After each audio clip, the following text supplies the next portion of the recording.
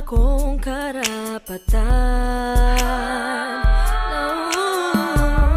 Hindi maintindihan ang selosan.